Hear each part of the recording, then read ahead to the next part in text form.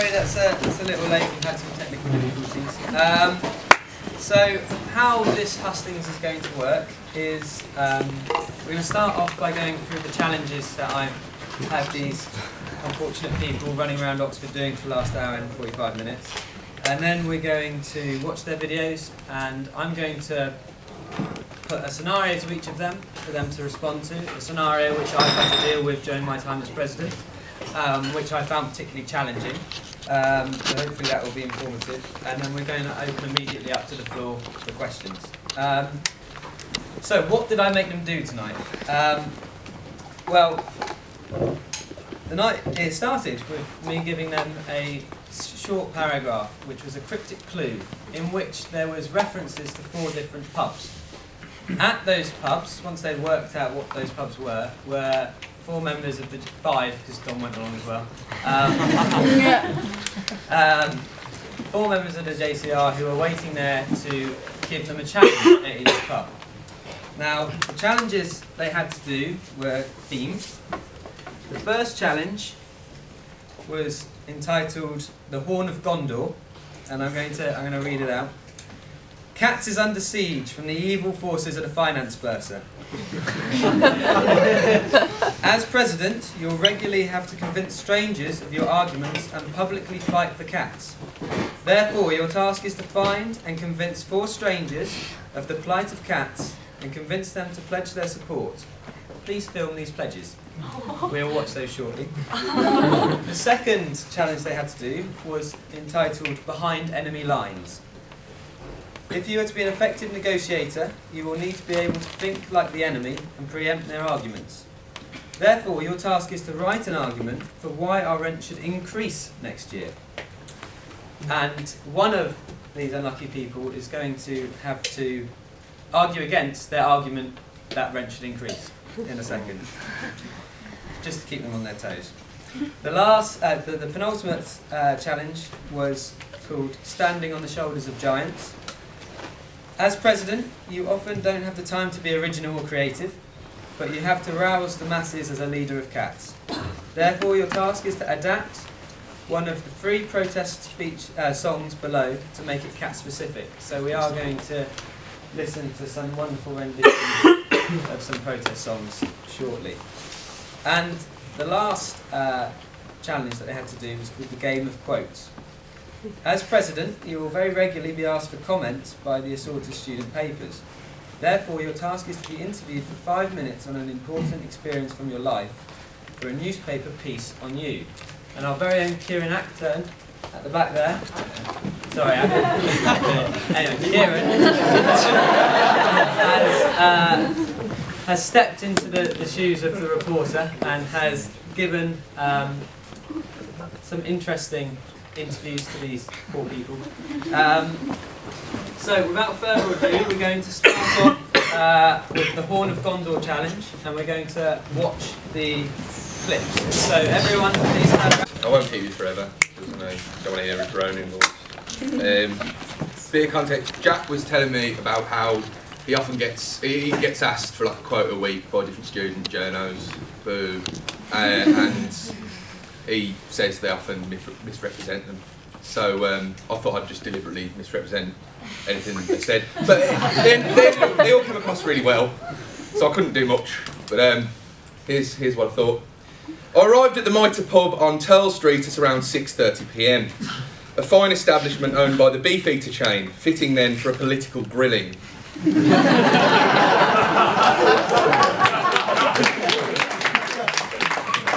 After putting on my Paxman hat and ordering a delicious pint of black sheep, which I highly recommend, I settled in to meet the candidates for JCR President. First up was Anya Bolton, PPEist. The important experience of Anya's life which she elected to discuss was a time at Camp America when she was 13. Important to her as it helped in her transition from her prep school to senior school. How quaint. Anya seems to be obsessed with the 1988 film The Parent Trap starring Lindsay Lohan, mentioning on multiple occasions that she wished her time in Camp America, California to be like the Hollywood film. I sadly did not meet an identical twin. Is she living in a fantasy world? I wondered to myself. Bolton was, however, very serious about attendance at JCR Open meetings, forcefully stating that everyone should and can come together to attend the meetings. Asked about whether her attendance has been perfect this year, she admitted that she has not always managed to match essay deadlines to open meetings. I am sure Anya wishes that in future she can and will be able to come together to attend meetings if she becomes president. Bolton believes that her time at school stands her in good stead to be the president. It was a very full-on school with lots of activities. Sarah White appeared in the Mitre, seeming pretty assured of herself at around 7 p.m, after having keenly arrived during Anya's interview and being told by this writer to take a walk around the block. Sarah quickly decided that the important event of her life she'd like to focus on was her sister's wedding, at which she was the maid of honour. I wondered why this was so important in her life, out of everything she could have chosen, and she replied that she cared quite deeply for her sister. When pressed, she said that she was yet to find something to very care about, and that perhaps cats could be that something. The wedding, however, was a different matter. I can't stress how annoying that was. I did it with love and out of love. White's family is obviously important to her, perhaps not very important. And she described their current political debate over a sunflower growing competition. How I had to ask, could Sarah represent the entirety of the student body with their wide variety of family situations when her family life was so seemingly idyllic? Having some of the closest people in my life from broken families, with parents split up and passed away, means that I have second-hand experience of these things. I realise I'm very blessed with parents who make it clear that you have to put yourself in someone's shoes and walk a mile. Sarah tells me that she came to Cats not by choice, as she made no plan application, but that she has really landed in her dream. Her dream sounds marvellous, certainly, with her participation in college life revolving around 3 key pursuits: polo, tennis lessons, sneaking onto Merton Mansfield, and the Cats Kabaddi group, of which she is a founder. Although her elaboration seems to suggest that this is more of a crew dating society than a group for fans of the Indian sport. Finally, at around 7:15, I had the pleasure of meeting George Hames, our final candidate for the top job. George's important time in his life was when he got his scholarship for sixth form boarding school. Important to him because it got him out of the academic hothouse of his secondary school. George tells me that he wanted a life in sixth form, and that living in a boarding school gives you more time for extracurricular activities such as drama. It is clear that George has a lot of determination to fight for what he believes in. Asked to explain his use of the word spunky in his manifesto...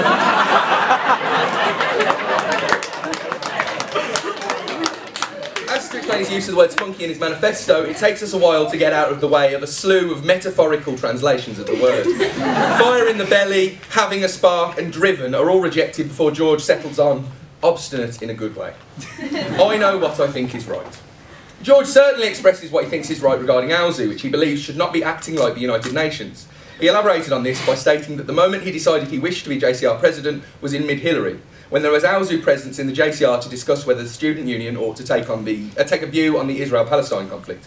For George, it was obvious within 10 minutes that this debate would not have happened if both sides had actually talked to each other. When pushed on whether such forthright opinions of his role on the role of AUSU meant that he would be better suited to a role within that organisation, Hames says that saying my focus stops at AUSU is to ignore the rest of our manifesto. Food for thought for this writer. 3 pints of delicious ale and a swift write-up later, this writer is happy to tell the JCR that none of the candidates are obviously horrible individuals without an ounce of decency, which is nice. Anyway, 3 hatchet jobs later and I feel like a real student journalist. Does anyone know of any good internships going on?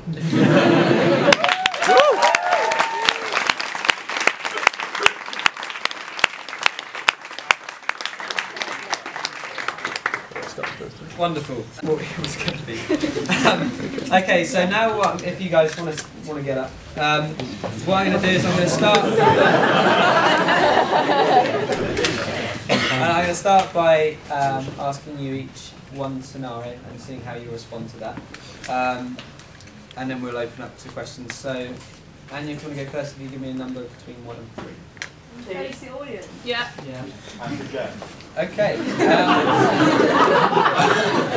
Bit 2. So, can you give me your argument for the home versus, from the home versus perspective? Yeah. Yeah. Oh yes, you want it in written form? Yeah, go on.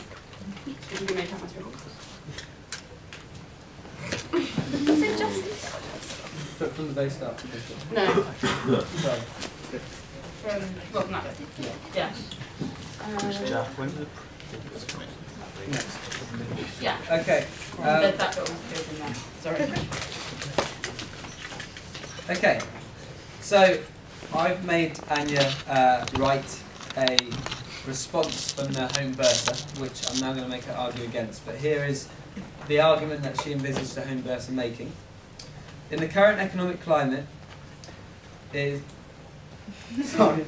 Do you want me to read it? Yes, you go. Do both. Do both. Okay, so this is from the perspective of the home bursar. In the current economic climate, costs are increasing for everyone. The cost of upkeep, utilities, and most importantly, staff are increasing. And in order to meet these rising costs, we need to increase rent. We believe this increase is both reasonable and necessary. At the moment, students pay £19.74 a day for rent, which includes utilities and the JCR levy. 9 weeks a term, that comes to £3,731 a year. NUS says that students outside of London should expect to spend £4,989 a year on rent. So at the moment, college is charging £1,200 cheaper than, or £1,200 less than NUS would expect. An increase in rent is therefore not unreasonable. Second, in order for us to maintain our care of accommodation, for example, scouts cleaning rooms, changing beds, and given the increasing cost of utilities, we have decided to raise the daily rate of accommodation to match these rising costs. It's for these reasons that we believe this decision is not only necessary, but also reasonable and fair. Okay, how do you argue against that then? I would start by saying that the fact that our rent comes to a lower total is representative of the fact that we also spend considerably less time in college accommodation than most universities. And therefore it doesn't take into account the costs that people will incur when they are not in college. Because you still have to live somewhere else for 26 weeks of the year. So they haven't taken that into account with that argument. And I would also argue that that number, the 4,989 number, only then includes 1,200, I think, a year for food. Whereas if you eat your 3 meals a day at college here, you end up spending around £70 a week, which comes to a lot higher than the NUS expectation of food. So in total, the costs that we are spending on our rent here actually do match up to those NUS expectations, and therefore a rise would be unfair and unreasonable. Very good answer. Okay. George, no, 1 or 3? 3. 3, okay. A rusticated student contacts you on a Saturday morning after an ENTS. The person is officially not allowed on campus, but came to the ENTS, got very drunk, and caused a lot of noise on a staircase, resulting in a junior dean being called. The person was not identified by the junior dean, but they contact you, worried that it will get out and their status will be called into question. They ask you to keep the information that it was them a secret. How do you respond? What, the person in question asks me to keep Yeah. it a secret? I think the first thing I would do is to establish all the facts so that I know exactly why they came back onto campus, exactly what the status of the rustication is. So you need to work out, if this gets out, are you likely to return to CATS? You've got to work out what the goals of all the parties concerned are. My instinct initially would be to buy time to work out exactly what's happened. As the JCR president, I believe that my role primarily is to serve the interests of the JCR and to moderate between the two. And so I would have discussions with the junior dean about exactly whether or not is there a middle ground that can be reached where I can not disclose the identity of the student in question while still making progress to ensure that such incidents aren't repeated. Because ultimately I have to, if I were elected president, I would have to balance those two equally. Yep. So I would essentially try to work out, A, is it a disaster is this a student who is actually likely to return to CATS? Is it a disaster if they end up facing disciplinary proceedings? And B, is the junior dean satisfied that I am able to stop such incidents recurring and not develop a pattern while still serving my member of the JCR? Okay, very good. So Sarah, that leaves you with 1. Yeah. There's a dispute between committee members. Both have complained to you about the other. What do you do to resolve this dispute amicably and maintain a strong working relationship among the committee? Do they both know that the others made a complaint? No. Okay. In that case, take them one by one, find out what the actual problems are. If it's something that is affecting the running of the committee, or if it's just something personal. If it's personal, then that's really not something that should be affecting the committee, so that would call their position not necessarily into question, but it would certainly it would incite, from me at least, a discussion with them on maybe leaving that at home and doing the committee role without that. If it was causing issues in committee meetings, if there was sniping, it was just becoming difficult, and JCR open meetings as well, showing a division in the committee, that's not something that would be workable with. So in that instance, I think it would be necessary to talk to both of them. Not necessarily say that they've made complaints, but that you've seen there's a problem, which is now affecting the JCR more widely, and that, how can you sort it out really? So it would be really peer mediation more than anything. And then if it's specific issues about the way that the other member is perhaps enacting policy or performing their role, that's something that probably you could go back to the manifesto, see what the roles actually are they being fulfilled, and does the JCR have confidence in those members? Are they actually performing their job? If they're just doing it in a way the other person doesn't like, but they're doing their job, then sort of avoid point. But yeah, try and soothe relationships, I think, would be my immediate reaction to that, and make sure it doesn't affect the running of this place. Okay, very good.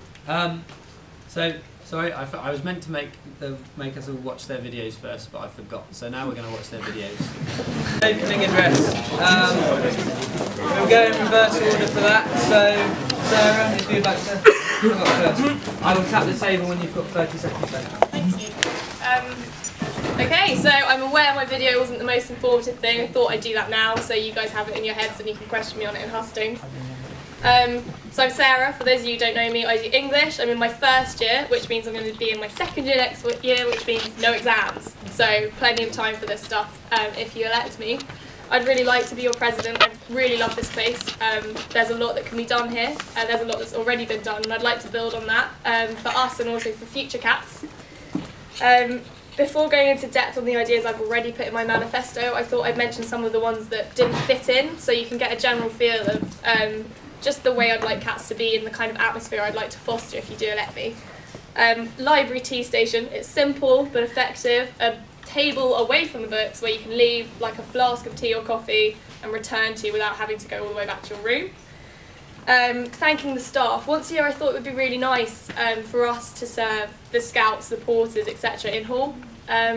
It doesn't have to be that, there's other ways of thanking the staff, but I think it would be really nice for something to come from the student body to the people who work to make this place our home. Refreshers, so I thought for finalists, once they finished, it would be cool to do a couple of refreshers events so they can celebrate together as their graduating class before they go into the big wide world and before they all jet off on their various celebratory holidays. The hall system is something as well which we still need to appease Monica with. I think the current idea that we've got the webpage for signing up is a fairly good idea, but I think it might be more definite if you say the days you definitely won't be going. You tend to know that more at the beginning of a week. You know when you can't go, what menus you don't like. I say my manifesto, cats, pets, obviously very dear to my heart. Big Roger's actually very much behind this. He wants a cat, but there's allergy issues. But a tortoise is so feasible. Loads of colleges have them, and there's an annual tortoise race at Corpus, so you can get involved with the community. Old quad renovations, so Jack and Sian have been working really hard on this, and Sian was working on it before then, and we finally got an agreement to renovate the kitchens. I want to make sure that happens because college are being shady. Also would like to look at the bathrooms. I know renovation of the bathrooms is something that would take ages to actually happen, but it's something I can get going. There's little things as well that can be done to make life much better in the meantime, like clear out the ventilation systems, put up more hooks on doors, really fairly low cost things that would just make an improvement.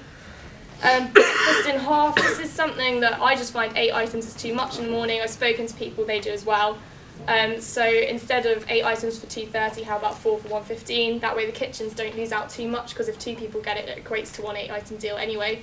Also, food waste should be reduced, because people won't get stuff to just fill up those 8 items and then chuck it away, and it'll be untouched and then recycled, so like hash brown curry.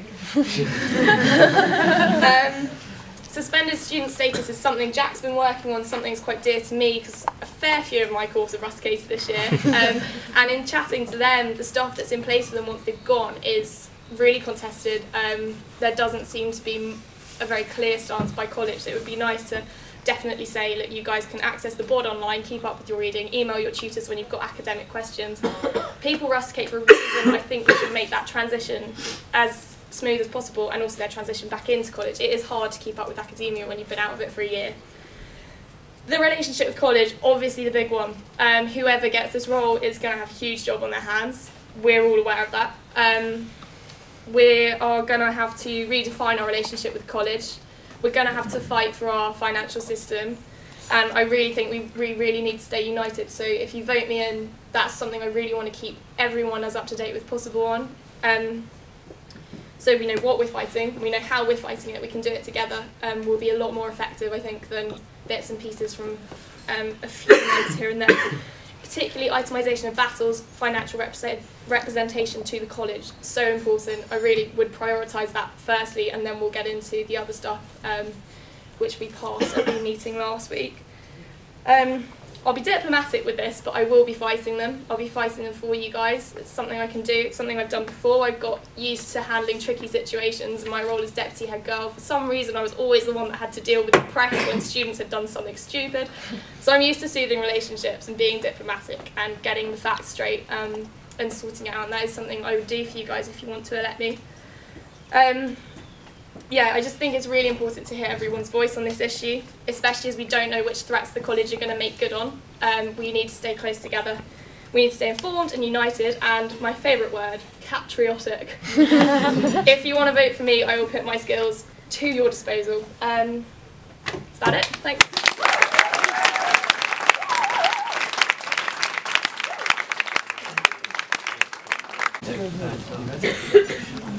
Cats, I don't need to tell you that we are facing one of the most difficult periods in this college's history. We are facing a college who wants to make sweeping changes to our financial autonomy and take away our power to spend money. We are facing a college who think they can steamroller over the JCR. And we are facing a college democracy which is not engaging with the JCR. And we have to bear this election in that context. Whoever is elected, be it myself, Sarah, Anya, or if you run us, which would be exciting, we have to recognise that we are going in with a unique handicap. We are going in with tasks that no president has faced before, tasks that most presidents in other JCRs are not facing. We can't just wander in with a shopping list to James Bennett's office on the first day saying, well, we promised all this, so you better help us improve on it. So I think we need to do some soul searching here. And the question I'd put to you is, are we cats or are we mice? Are we an independent, autonomous and reliable student organisation? Or are we not? Are we an organisation which is just going to be relying on scraps of money handed down by the Scrooge McDuck SCR? So I'd like to give you 3 reasons why I'd like you to vote for me over the next few days. The first is that I am dedicated and I am ready to lead. I don't take myself too seriously, as you'll probably have noticed by now, but what I do is I take the things I do seriously, especially where I feel I have duties or I feel that I have responsibilities. I'm not running for this position because I think it would look nice on my CV, and I'm not running for this position because I'm doing a degree in running the country. I am running for this position because I think I am uniquely placed to lead this JCR forward into the battle of its lifetime.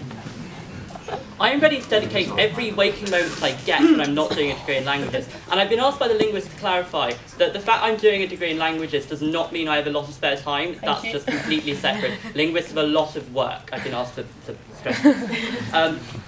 I will dedicate every waking moment. As you can probably tell, I don't do very much blue sports due to dyspraxia and stuff like that. The extracurricular activities I do are generally on quite an ad hoc basis. So I am very able to clear my schedule next year and dedicate every waking moment that I have when I'm not working to fighting for you, being your JCR president, a president who is approachable, a president who you can come and see, a president who will fight for what you believe in. And after that, I've got a year. If I mess up on all my work, then I've got another year to compensate for it. The second reason why I'd like you to vote for me is that I think what makes my manifesto special and different is the idea of vision. This manifesto is one that identifies what is not working in our JCR and comes up with a vision to correct it. I have identified, from speaking to people not just in the JCR, but people in the current committee, what is wrong with the JCR democracy. I've been sat here in open meetings when we haven't been able to get quorum, and Jack said to go out there and drag people in from the corridor just so we can vote on something. This is not the hallmark of a healthy democracy, and in particular, it is not the hallmark of democracy which is ready to go into the phase of our college's history we are about to enter, with an increasingly stressful college which wants to encroach more and more on our JCR's liberties. My vision for the presidency is one where we can get things done regardless of what college do. I'd like you to look at my manifesto, if you've got it in front of you, or go and get it on your phone or your tablet. The vast, vast, vast majority, if not all of it, can be enacted regardless of whether or not college playing hardball. I don't need to wander into James Bennett's office on day one, and I won't necessarily have to come back here saying, sorry, I couldn't deliver on it. And this leads me into my third point. My manifesto is one that I know I can deliver. The president is not all-powerful. And this year we need to realise that more than ever. If Jack were all-powerful, we wouldn't be in the situation we're in right now. If Jack could just get his way all the time, if college respected the sanctity of the position of the JCR president, we wouldn't be in the position we are in now. And I think what my manifesto does is it doesn't just say, I will fight to overturn these changes to our financial independence, blah, blah, blah. But it actually identifies how the actions we've taken earlier this week and how the actions I imagine we will take going into the rest of Trinity are going to impact on how college see us and how the relationship that we have with college works. And so that's why I think this is a manifesto which I can deliver. If you vote for me, every word of this manifesto will be delivered. I'm not going to come back and say, sorry, college won't let us reprice breakfast. Sorry, college won't let us have this, won't let us have that because they don't like us anymore. And if I miss out on one word of it, then I invite you to pass a vote of no confidence and kick me out as soon as you like. The final three sentences in my manifesto are thus. I will always fight for you, I will never lie to you, and I will always be on your side. And I want you, as you go to vote in the next few days, to bear that in mind as being right at the heart of everything I am standing for. I am standing for an idea of stewardship, leaving behind a JCR which is better than the one we inherited before us. We do not borrow our JCR from our ancestors. No, we do not inherit the JCR from our ancestors, we borrow it from our children. I will always fight to keep the JCR the brilliant institution it is, and for that reason I believe I would be a good JCR president.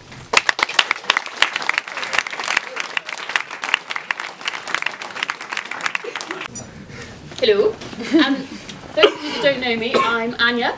I'm a first year doing a degree in running the country.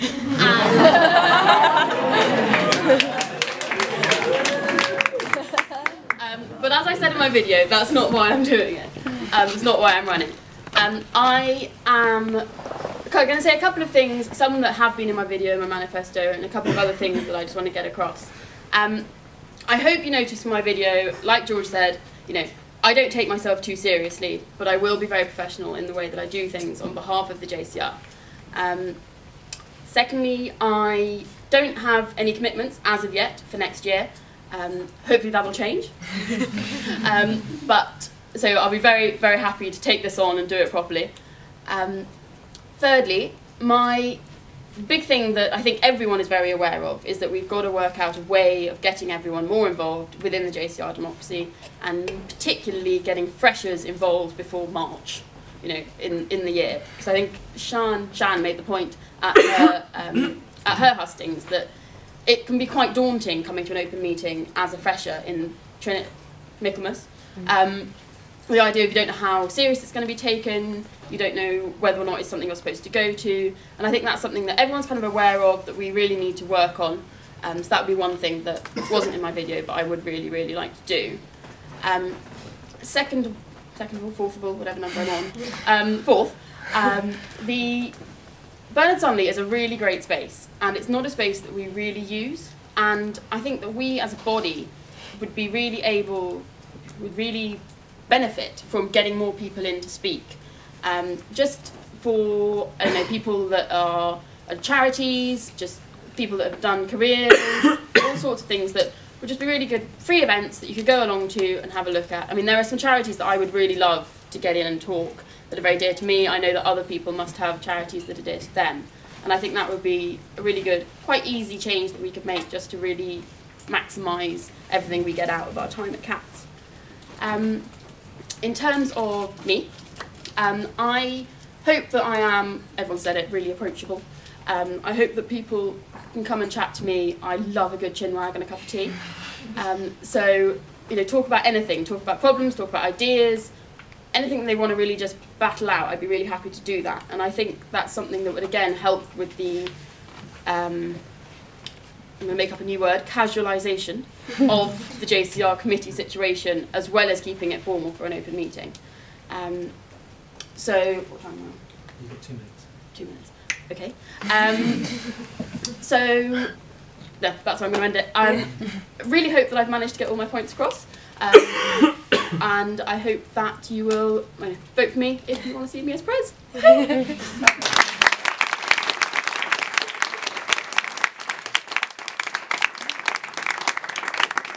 Okay, that's 3 great speeches. Now if I can invite the candidates up, I'm going to open questions to the floor. Please, if your question is about a particular candidate,